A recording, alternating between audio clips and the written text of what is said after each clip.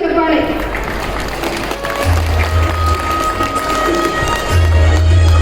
ಚಿಕ್ಕಬಳ್ಳಾಪುರ ಜಿಲ್ಲೆಯ ಅಲ್ಪಸಂಖ್ಯಾತರ ಮೊರಾರ್ಜಿ ದೇಸಾಯಿ ವಸತಿ ಶಾಲೆ ಮಸ್ತೇನಹಳ್ಳಿ ಕೈವಾರದಲ್ಲಿ ವ್ಯಾಸಂಗ ಮಾಡಿದಂತಹ ವಿದ್ಯಾರ್ಥಿನಿ ಕುಮಾರಿ ರೂಫಿಯಾ ಕೇರ್.